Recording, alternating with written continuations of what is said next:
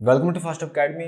आप देख रहे हैं CSS की क्लास 2 और आज हम ये सीखेंगे कि CSS का सिंटैक्स क्या है, मतलब CSS का जो कोड है उसको लिखा कैसे जाता है। तो चलिए सीखते हैं।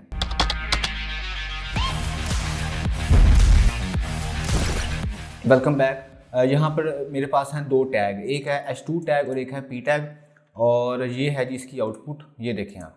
ठीक है, अब मैं ये चाहता हूँ कि मैं CSS की हेल्प के साथ ये जो है ना, ये मराठी CSS हेडिंग, इसका जो कलर है वो चेंज करूँ। फिलहाल इसका जो कलर है वो ब्लैक है और मैं चाहता हूँ इसका कलर हो जाए रेड ब्लू ग्रीन। ठीक है, तो ये हम कैसे करेंगे, उससे पहले हम ये सीखते हैं कि CSS का सिंटैक्स क्या है, मतलब CSS का जो कोड है उसको कैसे लिखा जाता है। तो आइए, सबसे पहले आपने करना है क्या है कि आपने हेड टैग के अंदर, ये जो आप देख रहे हैं हेड टैग, इस हेड टैग के अंदर आपने लिखना है स्टाइल टैग। ठीक है, यहाँ हमने लिखा स्टाइल टैग और इस स्टाइल टैग के अंदर हम लिखेंगे हमारा CSS का कोड। ठीक है, तो आपने करना क्या है, सबसे पहले आपने लिखना होता है उस टैग का नाम जिसके ऊपर आपने CSS करनी है अप्लाई। तो फॉर एग्जांपल हमने करना है H2 टैग, जो टैग है ना हमारा H2 टैग, इसका हमने करना है कलर चेंज। ठीक है, तो यहाँ पे आप देखेंगे उस टैग का नाम, तो यहाँ मैं लिखता हूँ H2। उसके बाद आपने लगानी है पैरेंथेसिस या जो भी आप इसको बोलते हैं। ठीक है, उसके बाद आपने यहाँ पर देनी होती हैं दो चीज़ें, पहली प्रॉपर्टी और दूसरी उस प्रॉपर्टी की वैल्यू। तो पहले हम यहाँ पर लिखेंगे प्रॉपर्टी। प्रॉपर्टी का मतलब ये है कि आपने क्या करना है, तो हमने ये करना है कि हमने करना है इसका कलर चेंज करना है, जो हमारा टेक्स्ट है उसका हमने कलर चेंज करना है। तो जो कलर है ये प्रॉपर्टी है, तो यहाँ मैं लिखूंगा प्रॉपर्टी। तो प्रॉपर्टी हमारी क्या है, कलर। तो यहाँ मैंने लिखा कलर। उसके बाद आपने यहाँ लिखना है कोलन। उसके बाद आपने देनी है प्रॉपर्टी की वैल्यू। तो जो होता है कलर, उसकी वैल्यू क्या होगी, या कलर होगा ब्लू, या होगा रेड, या कोई भी कलर हो सकता है। तो यहाँ पे हम लिखेंगे कलर का नाम। तो जो भी कलर का नाम हम लिखेंगे वो वैल्यू होगी हमारे कलर की प्रॉपर्टी की। तो जो कलर है वो यहाँ मैं लिखता हूँ रेड। उसके बाद आपने यहाँ पे लगाना है सेमीकोलन, और मैंने यहाँ पे इसको कर दिया सेव। दोबारा समझे, सबसे पहले आपने लिखना है टैग का नाम, उसके बाद आपने लगानी है पैरेंथेसिस वाली ब्रैकेट, उसके बाद ये है प्रॉपर्टी और ये है प्रॉपर्टी की वैल्यू। ठीक है, मैंने सेव कर दिया है। मैं यहाँ पर आता हूँ, मैंने इसको किया रिफ्रेश, ये देखें।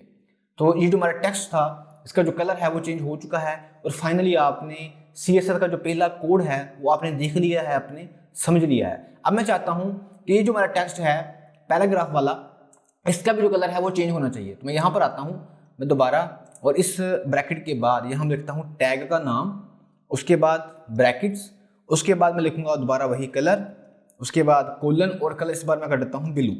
ठीक है, मैंने यहाँ पे लगाया सेमीकोलन, मैं यहाँ पर आया, मैंने इसको किया रिफ्रेश, ये देखिए तो कलर हमारा यहाँ पर चेंज हो चुका है। तो आपने यहाँ पर जो है ना CSS का सिंटैक्स आपने समझ लिया है। ठीक है, ओके। उसके बाद मैं ये चाहता हूँ कि ये जो हमारा टेक्स्ट है व्हाट इज CSS, इसका जो बैकग्राउंड कलर है वो भी चेंज होना चाहिए। ठीक है, तो वो मैं कैसे करूँगा, मैं यहाँ पर आता हूँ, और ये है जी हमारा H2 टैग।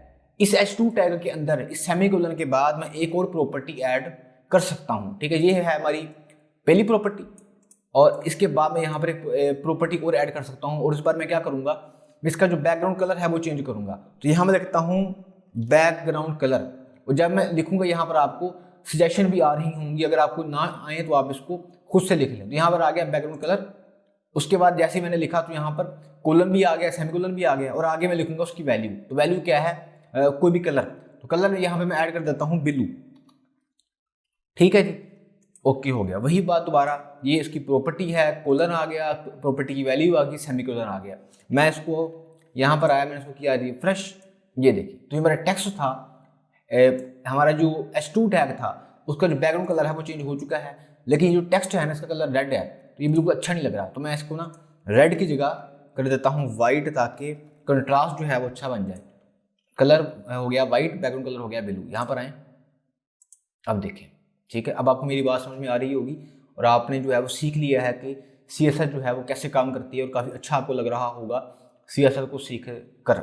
ओके, तो इसी तरह से हम इसका भी जो है वो बैकग्राउंड कलर चेंज कर सकते हैं, ये आपकी मर्जी है, आप पे डिपेंड करता है।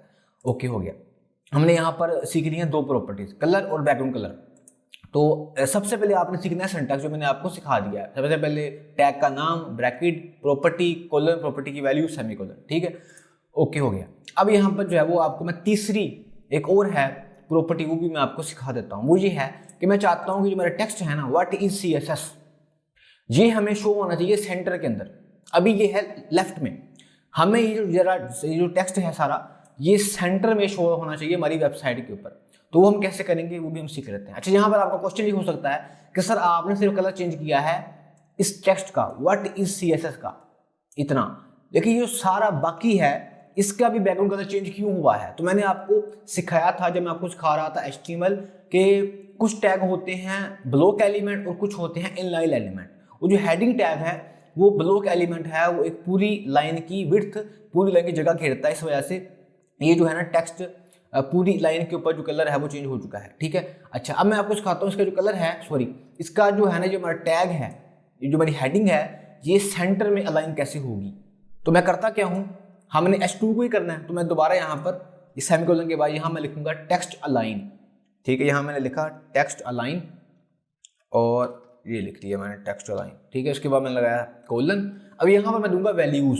ठीक है, तो मैंने क्या करना है, मैंने करना है उस टेक्स्ट को सेंटर में लेके आना है। मतलब मैंने H2 टैग को, हेडिंग को सेंटर में लेके आना है हमारे वेब पेज की या हमारी वेबसाइट के। तो यहाँ मैं लिखूंगा सेंटर। ठीक है, और यहाँ मैंने गया कोलन सेमीकोलन। मैं यहाँ पर आया, मैंने इसको किया रिफ्रेश, देखें जी हमारा जो टेक्स्ट है वो सेंटर में आ चुका है। अच्छा, अब यहाँ पर जो है ना मैं आपको एक चीज़ और भी सिखाता हूँ, वो ये है कि हम CSS के अंदर कमेंट कैसे कर सकते हैं। कमेंट का मतलब यह है कि अगर आपने कोई कोड लिखा है और आप चाहते हैं कि वो आपको यहाँ पर वो जो है वो काम ना करे, तो आपने जैसे HTML में होता था कमेंट, वैसे ही CSS के अंदर होता है कमेंट। तो मैं चाहता हूँ कि बैकग्राउंड कलर चेंज ना हो, तो मैं किसको कर दूंगा कमेंट। मैं कैसे करूँगा, मैं इसको करता हूँ सिलेक्ट और मैं Ctrl+/, ये चेक करें। ठीक है, तो ये जो हो चुका है। मैं यहाँ पर आता हूँ, अब देखेंगे बैकग्राउंड कलर चेंज नहीं होगा। क्यों नहीं होगा, क्योंकि मैंने इसको सेंटर में लेके आ गया हूँ। अभी यहाँ पर देखेंगे कि हमें वो शो ही नहीं हो रहा। क्यों नहीं हो रहा, क्योंकि हमने कलर दिया हुआ है वाइट। तो मैं इसको देता हूँ ब्लू। ठीक है, कोई भी दे सकते हैं। ठीक है, तो ये देखें। ठीक है, मुझे उम्मीद है कि आपको मेरी बात समझ में आ रही होगी। हम इसको सेंटर में ले आए हैं, ये सब कुछ हम इसके ऊपर भी कर सकते हैं, तो ये आपने करना है। ठीक है। अच्छा, अब यहाँ पर ना मैंने आपको सिखा दिया है काफ़ी इजी मेथड के साथ। अच्छा, अब यहाँ पर एक प्रॉब्लम है। प्रॉब्लम क्या है मैं भी आपको बताता हूँ। प्रॉब्लम ये है कि जी मैं ना आपको थोड़ा सा ऐसे करके दिखाता हूँ। मैं इसको वापस कर देता हूँ वाइट और इसको भी ले आता हूँ वापस। इसको मैं कर देता हूँ यहाँ से रिमूव, और यही जो है ना साथ दोनों प्रॉपर्टीज़, ये दोनों प्रॉपर्टीज़ मैं देता हूँ हमारे पी टैग को भी दे देता हूँ। अब देखिए यहाँ पर क्या सूरत बनी है। ठीक है, मैंने किया क्या है कि मैंने H2 टैग को भी दिया कलर वाइट और बैकग्राउंड कलर ब्लू, इस तरह से पी टैग को भी कलर वाइट और बैकग्राउंड कलर ब्लू। अब यहाँ पे होगा क्या, देखिए जरा, ऐसा तो होना नहीं चाहिए। मैं ही चाहता था कि जो हमारा टेक्स्ट है यहाँ से लेकर और यहाँ तक कलर एक ही होना चाहिए था। ठीक है, मतलब दोबारा सुन लें कि ये वाला पोर्शन से लेकर और यहाँ तक बैकग्राउंड कलर एक ही होना चाहिए था। लेकिन आप यहाँ पर जरा गौर करें कि ये जो है ना हमारी लाइन, ये वाली, ये वाइट क्यों है। मेरी बात आप समझ रहे हैं, तो ये कैसे होगा। तो इसके लिए हम यूज करेंगे एक टैग को, इसका नाम है div टैग। अभी आप देख लें कैसे शो हो रहा है, और जब मैं यूज करूंगा div टैग को तो ये ऐसे शो नहीं होगा। ये कैसे शो होगा अभी आप देखिए। मैं यहाँ पे करूंगा यूज div टैग को। तो div टैग को उसके लिए ये यूज क्यों होता है वो भी आपको बताता हूँ। तो आपने करना क्या है कि आपने ये सारा जो कोड है आपका उसको करना है कट, और यहाँ पे आपने लिखना है div टैग और आपने कर देना है एंटर। और जो भी आपने कोड भी कट किया था वो आपने लिख देना है यहाँ पर। मैंने लिख दिया। ठीक है, अभी यहाँ पर आपको जब आप जाएंगे अब कुछ शो नहीं होगा, ये इतना फर्क नहीं पड़ेगा। अब मैंने करना क्या है कि आपने जो भी दी थी ना अभी प्रॉपर्टी, या जो भी आपने की थी CSS अप्लाई H2 टैग के ऊपर और P टैग के ऊपर, वो आपने नहीं करनी। आपने वो जो ये जो है ना सारा कोड, ये आपने करना है अप्लाई div टैग के ऊपर। तो आपने इनके ऊपर नहीं करना। तो मैंने इसको कर दिया यहाँ से कट, और मैं ये कोड कॉपी कर लेता हूँ यहाँ से, और इसको भी कर लेता हूँ यहाँ से डिलीट। यहाँ लिखूंगा मैं div टैग CSS के अंदर, और मैंने यहाँ लगाई ब्रैकेट और यहाँ मैंने वो कोड पेस्ट कर दिया। ठीक है, मैंने किया क्या है, दोबारा सुन लें कि मैंने CSS अप्लाई करूंगा इस बार div टैग के ऊपर, ना कि H2 और P टैग के ऊपर। तो क्या होगा देखिए, अभी यहाँ पर आया, रिफ्रेश किया, चेक करें, हो चुका। यही हम चाहते थे। ठीक है, तो यहाँ पर हमने यूज किया है div टैग को। अब div टैग करता क्या है?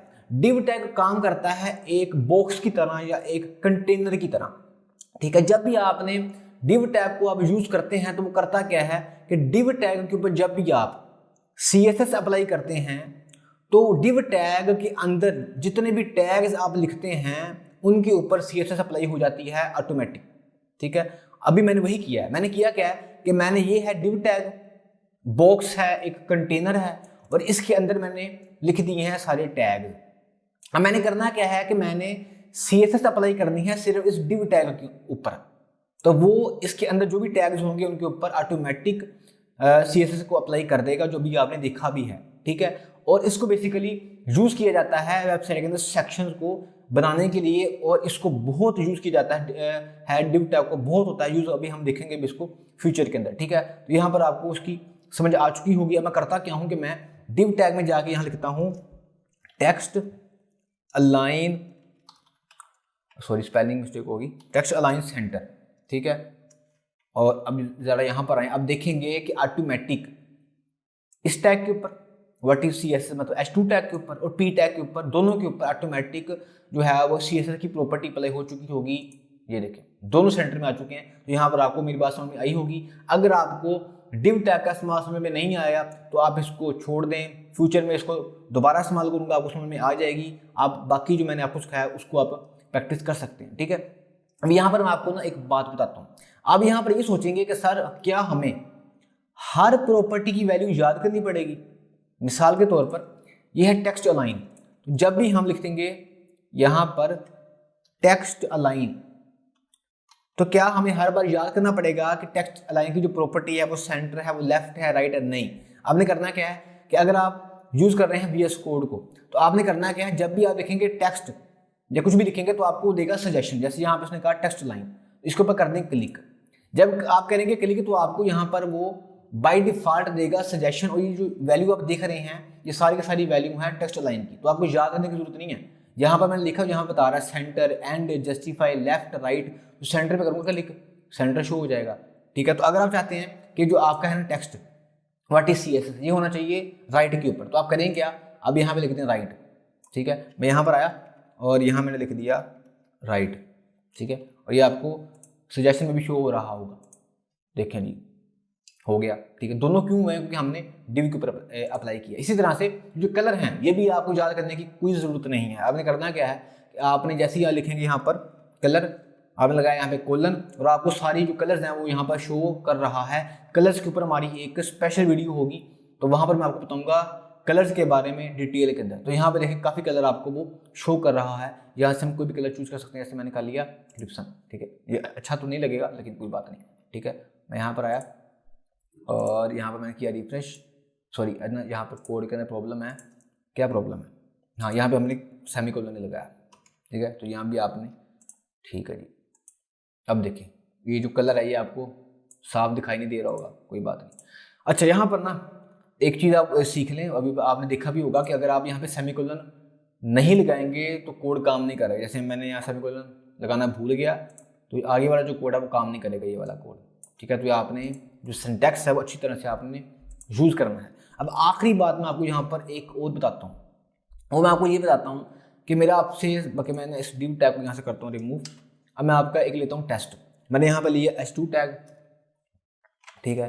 बाकी ना यहाँ पर अब देखेंगे ये पहली वाली हार्ट के अंदर आ गया, ठीक है। यहाँ मैंने लिखा H2 टैग, मैंने कलर इसका कर दिया, जो मेरा टेक्स्ट है कलर मैंने इसका कर दिया फॉर एग्जाम्पल ब्लू, ठीक है, हो गया, ठीक है जी। मैं यहाँ पर आया और दोबारा मैंने यहाँ पे लिया H2 टैग और इस पर मैंने कलर चेंज कर दिया इसका रेड। अब मेरा आपसे सवाल है कि मैंने 2 बार एक ही टैग के ऊपर CSS अप्लाई किया है, यहाँ पर भी H2 टैग के ऊपर, यहाँ पर भी H2 टैग के ऊपर, और यहाँ मैंने कलर किया है ब्लू, यहाँ मैंने किया है रेड। अब आप मुझे बताएं कि यहाँ पर ये जो मैंने लिखा है व्हाट इज CSS, यहाँ पर कौन सा कलर शो होगा? यहाँ पर कलर शो होगा ब्लू या रेड, ठीक है, क्योंकि हमने एक ही टैग के ऊपर 2 बार CSS को अप्लाई किया है। तो मैं आपको बताता हूँ यहाँ पर कलर आपको शो होगा रेड, यहाँ पर कलर होगा रेड। अब सोच रहे हैं कि रेड क्यों होगा, ब्लू क्यों नहीं होगा? जो भी कोड आप लिखेंगे बाद में, मतलब मैंने पहले कहा वेब ब्राउज़र को कि कलर कर दो ब्लू, जब मैंने ये लिखा तो मैंने कहा कलर कर दो ब्लू, उसके बाद मैंने फिर कहा कि कलर कर दो रेड। तो जो बात मैं बाद में कहूँगा डेफिनेटली वेब ब्राउज़र मेरी उसी बात को एक्सेप्ट करेगा, उसी बात को मानेगा। तो मैंने उसको बाद में कहा है कि रेड कर दो, तो वो इसको नहीं मानेगा ब्लू को, वो रेड को मानेगा। यहाँ पर आएँ और देखें कि रेड हुआ है, चेक करें, ठीक है। तो आपको यहाँ से मेरी बात समझ आ गई होगी। तो ये मैंने आपको क्यों बताया कि हो सकता है कि आप ये गलती कर दें और आप कहें जी ब्लू क्यों नहीं शो हो रहा, ठीक है जी। ओके, तो आज मैंने आपको ये सिखा दिया है कि CSS का सिंटैक्स क्या होता है, उसको कैसे लिखा जाता है। आपने ये जो क्लास है इसको बड़े गौर के साथ समझना है और आपने करनी है प्रैक्टिस। मैंने यहाँ पर किए हैं यूज़ 2 टैग, H2 टैग और P टैग। जो बाकी टैग हैं उनको आपने करना है यूज़ और आपने उनके ऊपर CSS को अप्लाई करना है और आपने करनी है प्रैक्टिस। मैंने आपको यहाँ पर सिखाई हैं 3 बातें, कलर कैसे चेंज होगा, बैकग्राउंड कलर कैसे चेंज होगा और टेक्स्ट को हम अलाइन कैसे कर सकते हैं। ये सब कुछ आपने खुद करके देखना है, आपने करनी है प्रैक्टिस। आपका ये काम है कि अगर आपको वीडियो अच्छी लगी है तो इसको लाइक करें, चैनल को सब्सक्राइब नहीं किया तो कर लें। आज के लिए इतना ही, अपना ख्याल रखिएगा और अपने इस चैनल का भी मिलते हैं CSS की क्लास 3 के अंदर। CSS की प्रीवियस क्लास देखने के लिए लेफ्ट वाली वीडियो पर क्लिक करें और CSS की नेक्स्ट क्लास देखने के लिए राइट वाली वीडियो पर क्लिक करें।